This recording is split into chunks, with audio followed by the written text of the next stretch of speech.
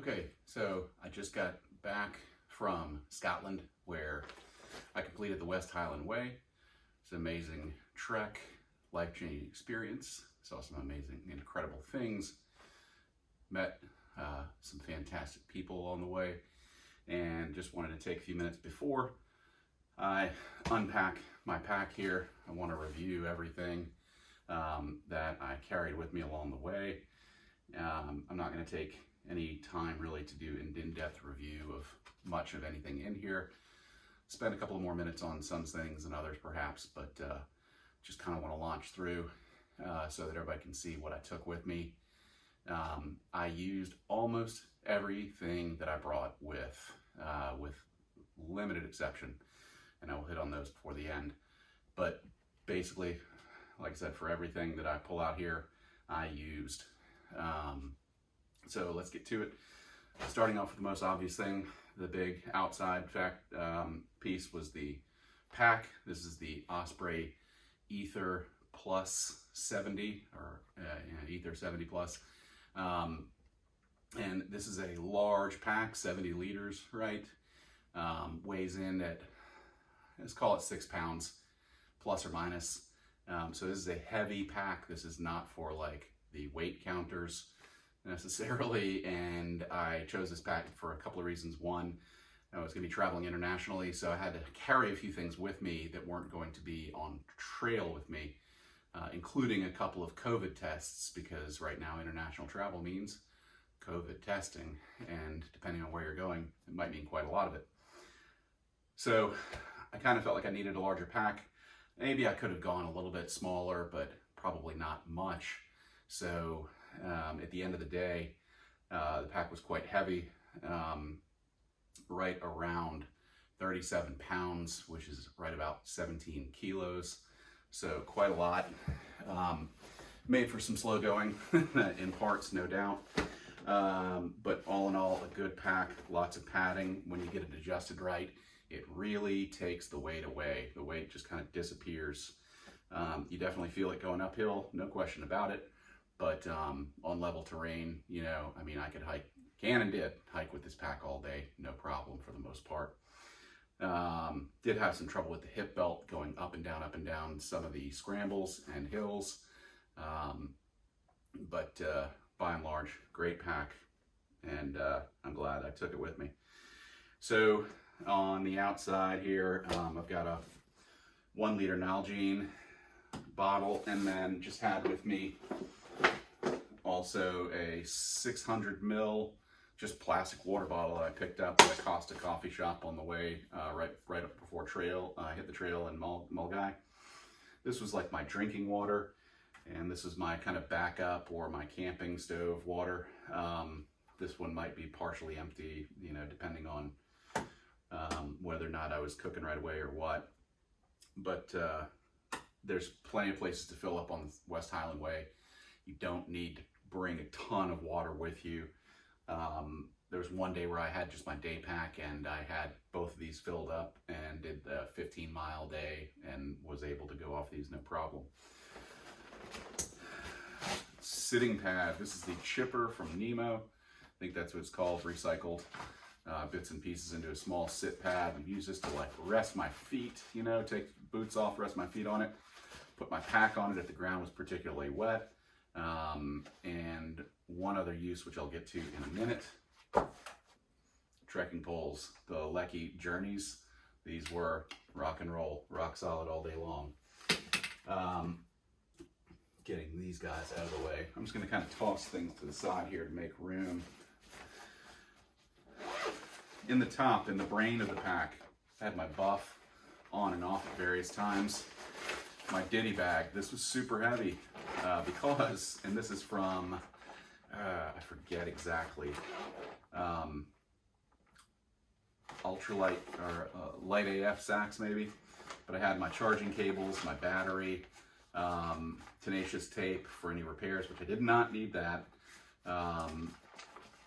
various paperwork with my COVID test results, my emergency shelter / blanket, sleeping pad repair kits, AC adapters, international charger, which I really didn't need the charger that much because everywhere had USB outlets basically that I ran to, and chapstick and my knife.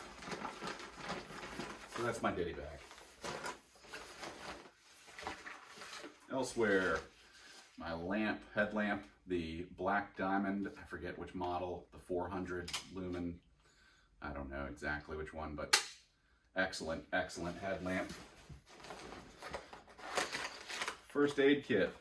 I got this medical kit 0.5 from REI and took a bunch of stuff out of it that I knew I wouldn't need and I did not need. I probably could have practically emptied this thing, but that's not the idea. The idea is you have a first aid kit for not the things you can think of, but they're all the reasons you cannot. More COVID test results. Had a plastic bag that usually stayed in my hip belt for my phone, but otherwise I kept my passport and wallet in there. Oh, here's my knife.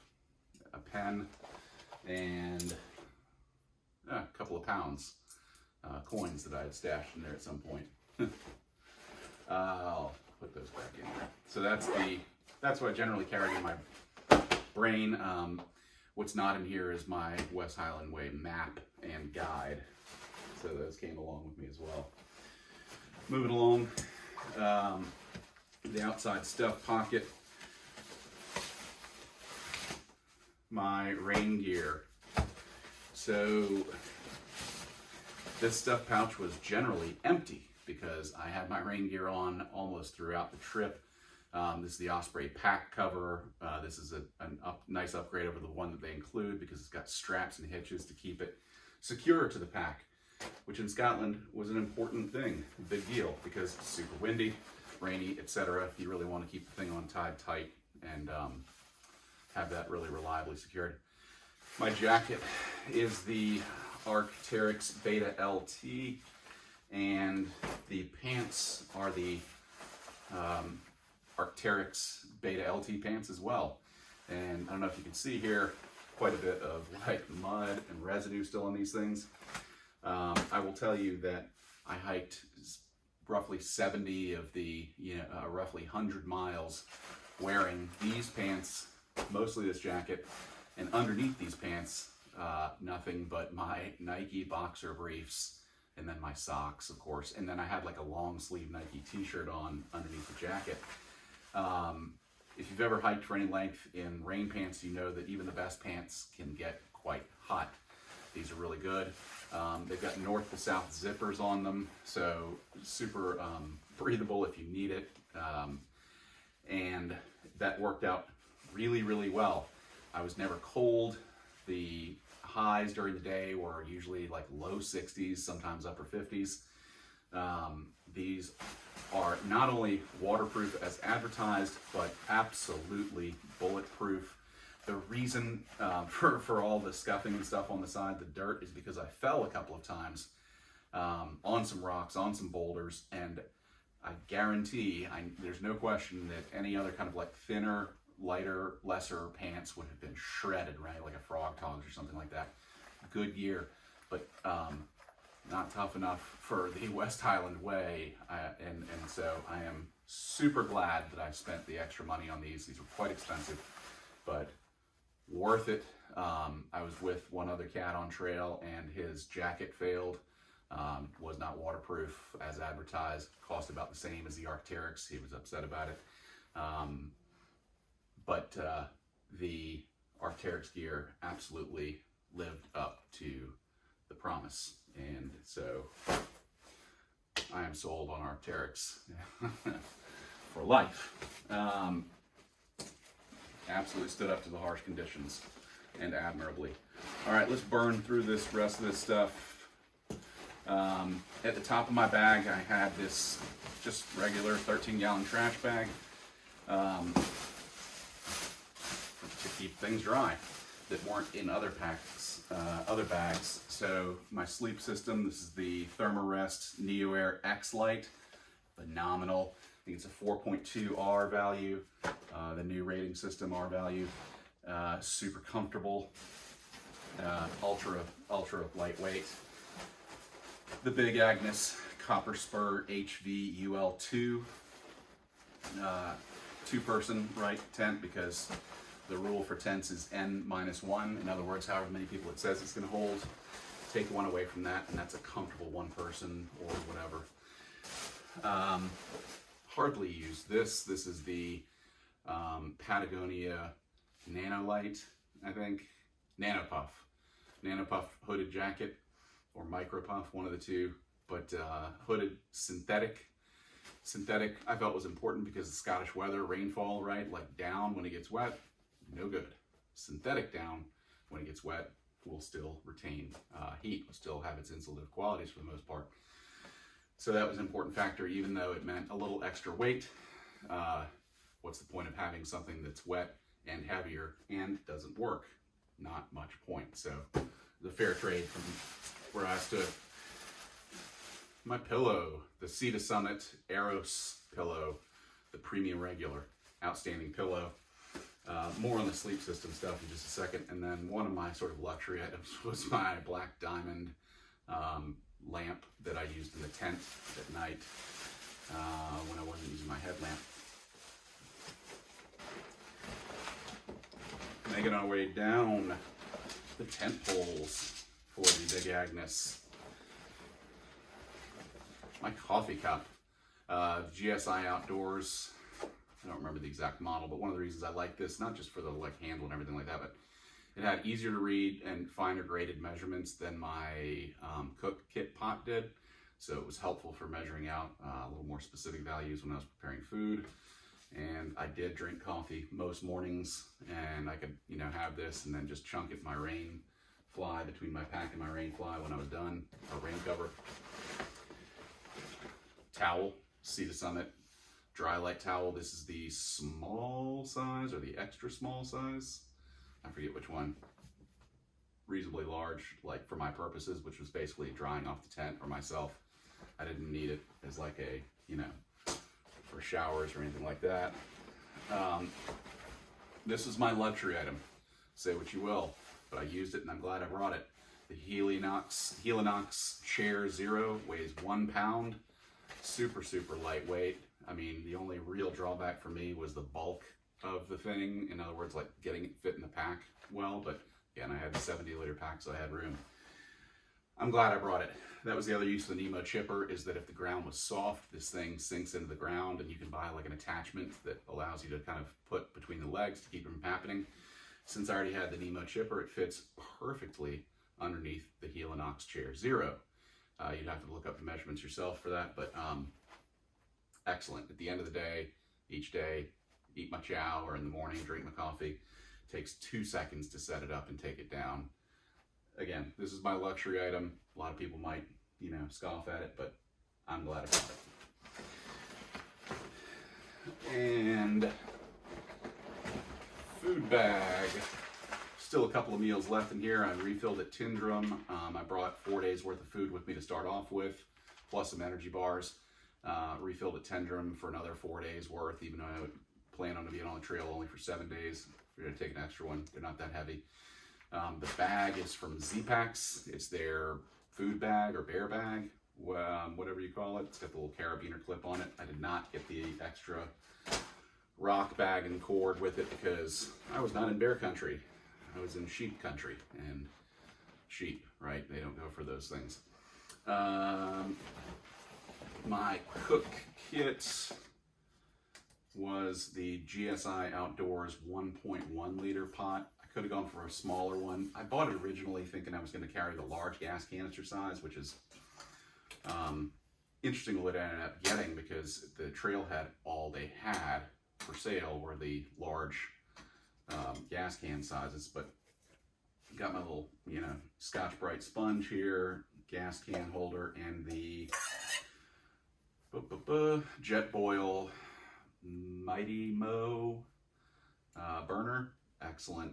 It's got automatic ignite on it, which, for some people they don't need it, but again, planning for the Scottish climate, the Scottish weather, windy, wet, etc.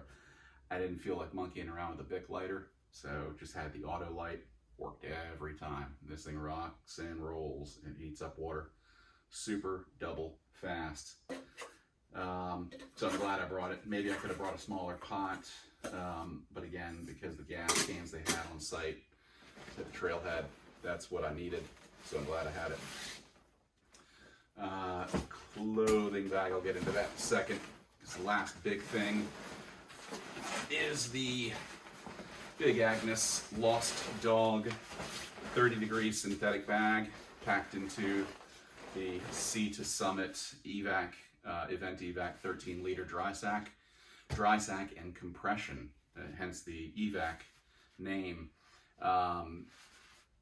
I got 2 of these, got my clothes bag and another evac 13L, just like it, just different color. This bag weighs in at about 3 pounds on the money, according to Big Agnes's website, which is about the lightest synthetic bag I could find at the temperature rating I needed anywhere. This is also the Lost Dog is also the Big Agnes, like has the Big Agnes sleep system as part of it, meaning it's got this mesh pocket on the back of it that you can put your sleeping pad in, and then inside of the sleeping bag under the head, it's got the pillow barn, as they call it.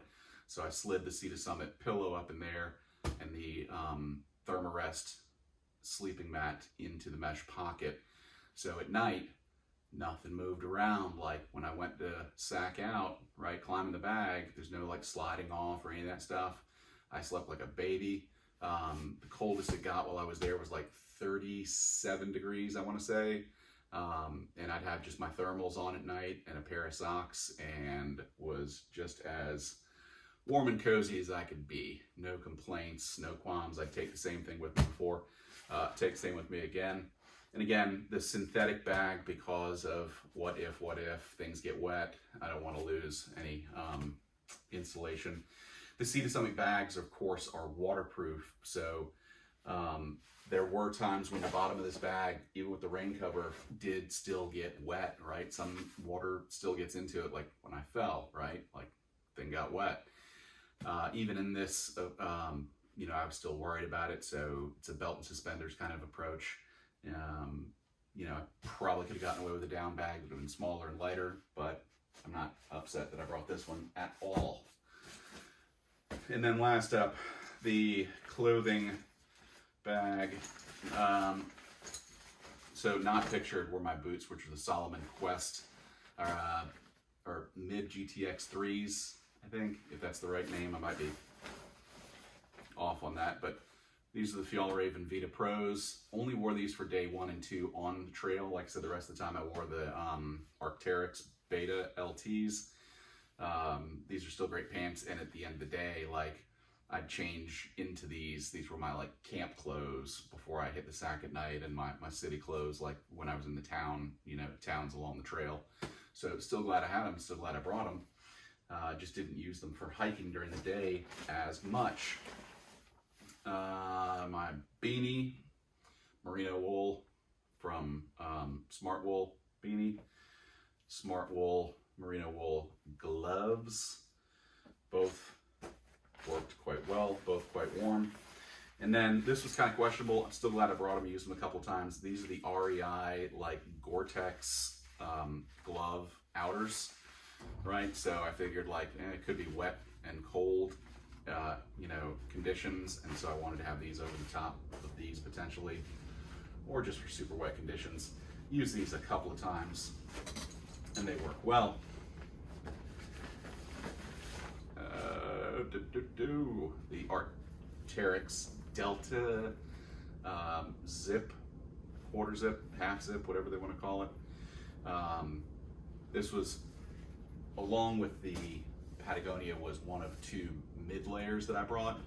Like I said, I only use the Patagonia like on a limited basis. I could have gotten away with this easily. Worked during the day, during the night, you know, if I needed it, if it was chilly a little bit, but during the day, it was a great mid layer to have over my t-shirt and under my shell.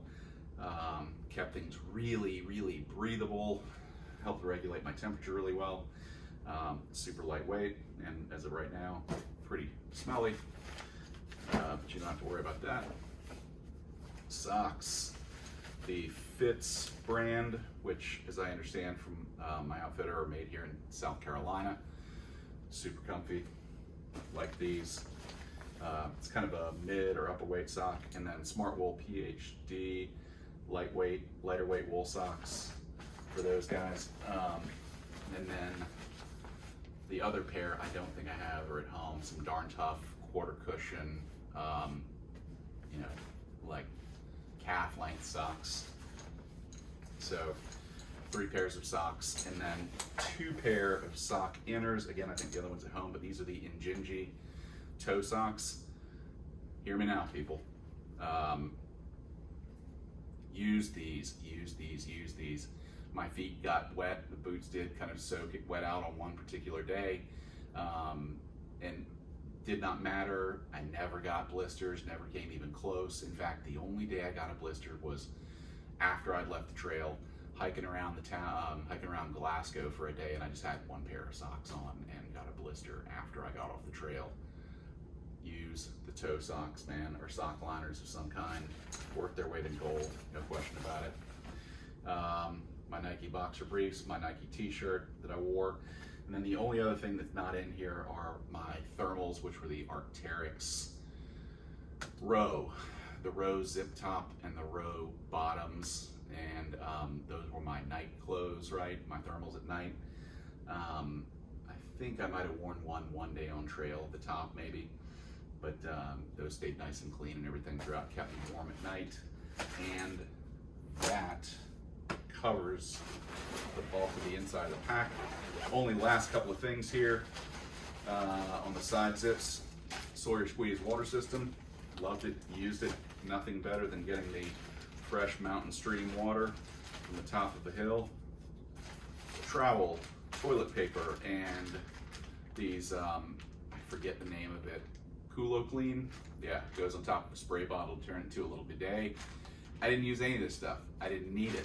There are enough towns and places along the way. That said, would I leave it at home? No, I would not. Minimal weight, I mean almost nothing, like a couple of ounces maybe, to have kind of an emergency cleanup kit here. And you need it. Garmin InReach Mini, never needed to use it for the sort of like, you know, nuclear option, the SOS on the side. Glad I had it. Used it to send messages to my wife, like, hey, I'm leaving the trail. But fortunately, like I said, did not need it for the SOS purpose. Personal hygiene bag, do that in a second. My Tokes titanium spork, long-handled spork polished bowl. Compass, actually used this once or twice. GPS, as you probably know, on your phone and so forth, not only chews up battery, but is also not entirely reliable when you get out in the middle of nowhere. Compass and a map, why go without it, right? Not a fancy one, just a regular compass. You know how to read a compass, you're good. If you don't, it's easy to learn. And the stakes for my tent. And I supplemented the Big Agnes stakes with some, again, like locally made here, South Carolina stakes, made by Etowah, E-T-O-W-A-H, Etowah. I don't know if they make these anymore. I know they make a bunch of tarps, like Dyneema tarps and so forth. They're all into the ultralight thing. These are a lot like the MSR groundhogs, but without the like curved profile. They're just straight. I just wanted some beefier stakes. These, by comparison, these are the Big Agnes stakes. So quite a bit smaller and all that stuff, right? Good for a lot of camping situations, but with the potential for high winds, I wanted something that would hold into the ground a little bit better. And then inside of here, I just got the pole repair kit, a couple of extra guy lines in case it did get windy and I needed to guy out more than what I had. And that's it. That's everything. That's what I took on the West Highland Way. I told you what I used, what I didn't use. Well, I guess going through this, it's a personal hygiene kit. What is there to say? I had deodorant, Gold Bond, I swear by this stuff, I love it. Body Glide, toothpaste, little just travel toothbrush, Dr. Bronner's soap for all-purpose use, and hand sanitizer, right? No surprises in there, nothing fancy. The bag is Sea to Summit, it's just their small size, you know, travel pouch. I figured it was a good one. It fit everything I needed, weighs nothing. So that's it. That's everything I took on the West Highland Way. Like I said, I used everything with the exception of the trowel, toilet paper, Kulo Clean. Did not really use that. I barely used my Patagonia micro shell. Still glad I brought it. but otherwise used everything I brought. All the planning and training was worth it. Glad I took what I took, and that's it. I hope this is helpful if you're planning a trip to the West Highland Way or the Scottish Highlands in general, especially over the fall and winter months. Things obviously be a bit different in the warmer temperatures, warmer times of year, but that's what did it for me. So again, hope that helps, and get out there, enjoy your hike.